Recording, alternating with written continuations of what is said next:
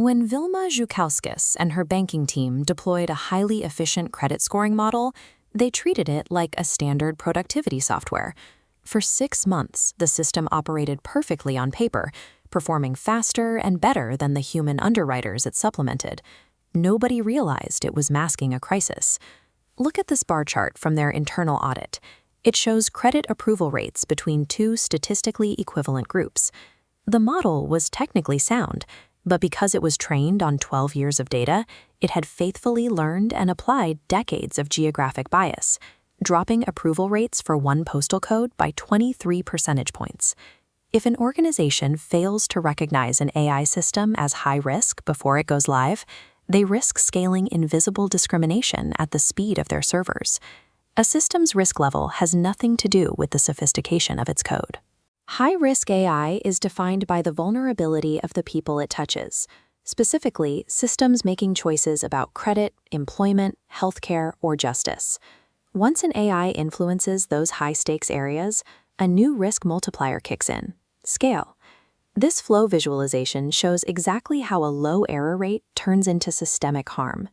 If a model processes 100,000 decisions a day, a tiny 2% error rate means 2,000 people are receiving incorrect outcomes every single day.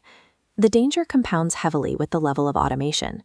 Removing human review and letting a model trigger automatic actions leaves no one to catch those daily errors. Deploying a highly automated, high-volume AI in a vulnerable domain creates a silent vacuum where thousands of human lives can be altered without anyone noticing. Building safe AI requires human infrastructure, specifically a cross-functional review board where technical, legal, and business teams sit side by side. Before any high-risk code touches the public, this board must work through a rigorous pre-deployment checklist, known as the 5 pillars. Pillar 1 is purpose documentation. The team must explicitly define what the system does and exactly which populations it will evaluate.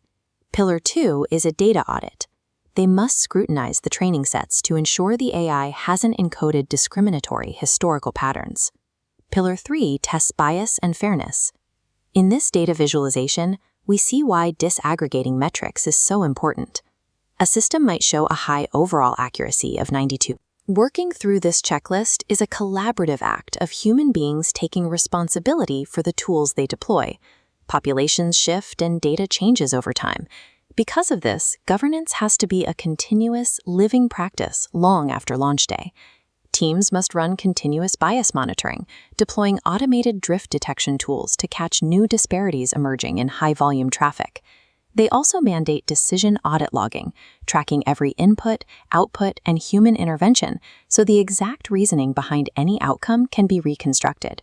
That traceability enables what you see in this letter, the explainability requirement. If a person is denied credit, they must receive a plain language explanation of the decision, free of technical jargon. And if an error does slip through, there must be a documented incident escalation plan ready to go before a crisis actually strikes.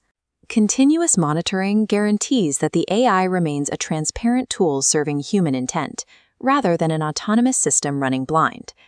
All of these protocols fall apart if an entire committee shares ownership of the system. Shared accountability usually means no one is truly responsible when something breaks. Strict governance rules require assigning a single, named human owner to every high-risk system to guarantee its ongoing fairness. The ultimate ethical and legal safeguard belongs to the people affected by the AI, the appeals mechanism. An appeal is a guaranteed invitation. It provides a clear path for individuals to contest a machine's ruling and get a human review. When dealing with human livelihoods, the algorithm said so is never an acceptable final answer.